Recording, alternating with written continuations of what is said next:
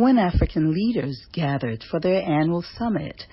In 2014, they issued a bold vision for the continent in what they called Agenda 2063. We are presenting Agenda 2063 for adoption by the summit. The agenda lays out a set of goals and plans the continent hopes to achieve by the year 2063, the 100th anniversary of the founding of the Organization of African Unity, now the African Union.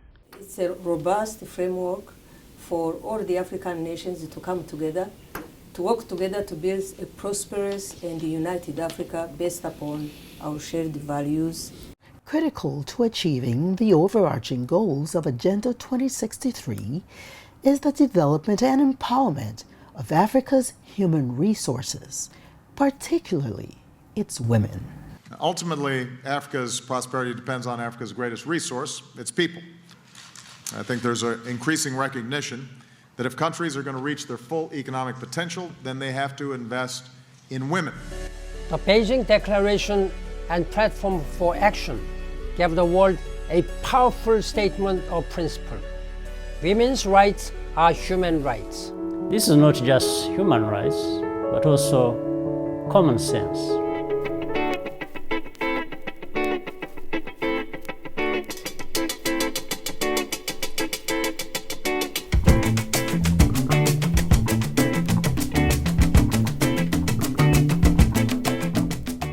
I think that Africa cannot prosper if women do not prosper. Empowerment of women is about focusing our attention on those interventions in society in terms of resources, in terms of policies, so that women can play their rightful role in contributing to the development of their communities, of their societies, of their countries. Empower women, empower humanity. Let's picture it. Africa today boasts many successful women. I stand before you today as the first woman elected to lead an African nation. It's a great privilege for me to work for the United Nations and to serve under Secretary General Ban Ki-moon. Komboha is like many other small Egyptian towns, except the mayor is a woman.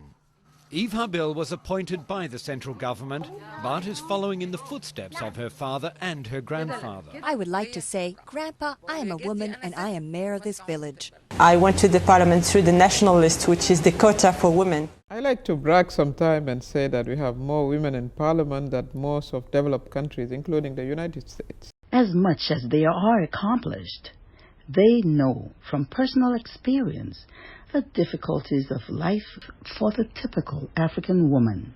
In Nigeria, I know what it meant to go to the stream to fetch water, what it means to go to the farm with my grandmother to farm agricultural products, what it means when people are poor and they cannot get enough to eat. They are therefore the first to admit there are profound structural impediments to the African woman fulfilling her full potential. Impediments reflected in the early deaths of many African women. What breaks my heart is the fact that when we see women that are dying, most of them are between 15 and 19.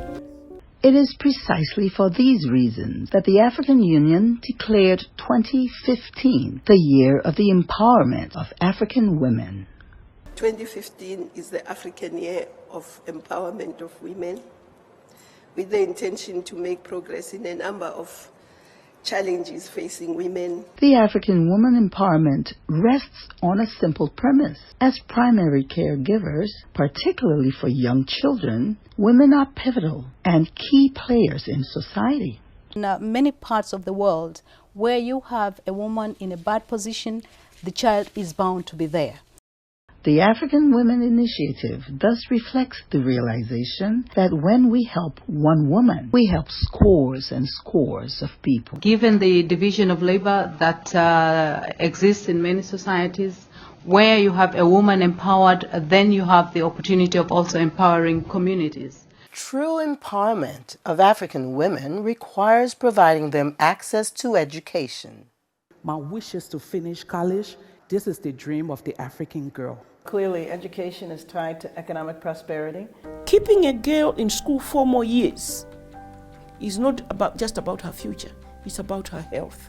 Empowerment of African women also requires providing them access to adequate health care.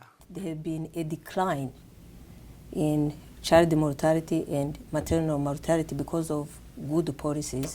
Between 2000 and 2010, for instance, it has dropped in sub-Saharan Africa alone by 41%. That's a major advancement.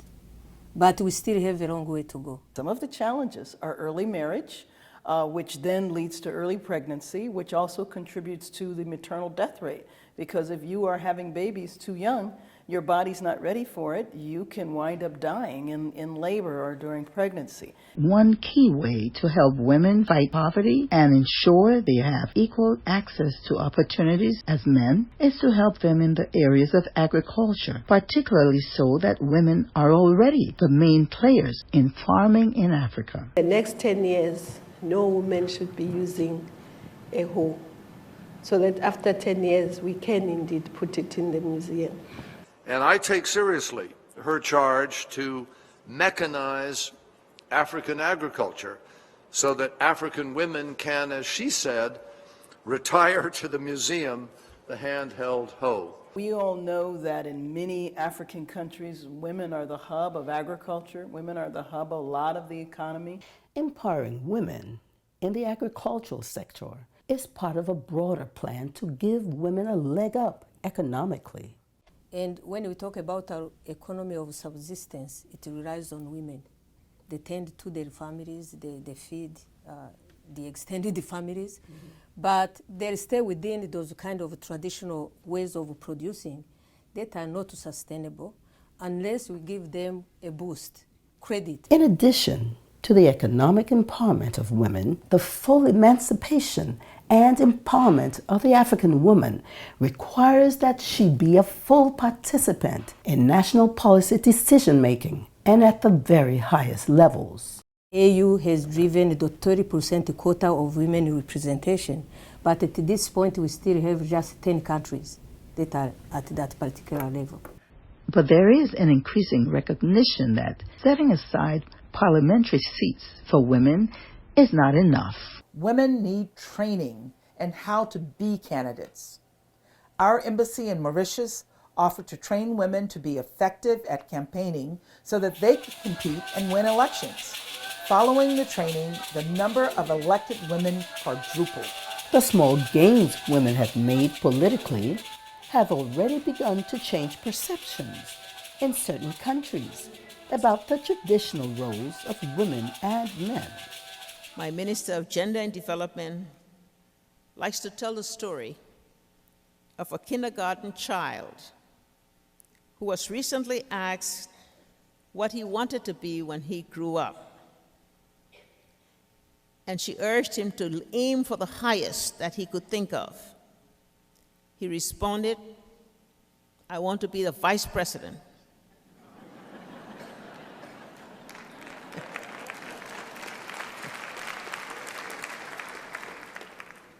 Puzzled, the teacher asked him, "Why did you just say vice president?" "Because being a president is a woman's job." At the very least, this young man will grow up in a society where it is considered normal for a female to be president.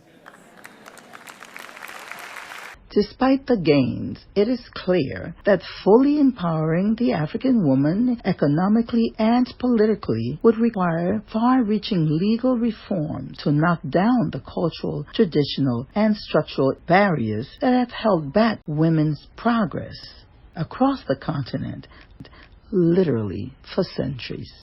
The question of empowering women also touches a legal framework that their rights have to be grounded in laws and constitutions. This is a reminder of how far we still have to go in the fight to empower women and ensure equality for all.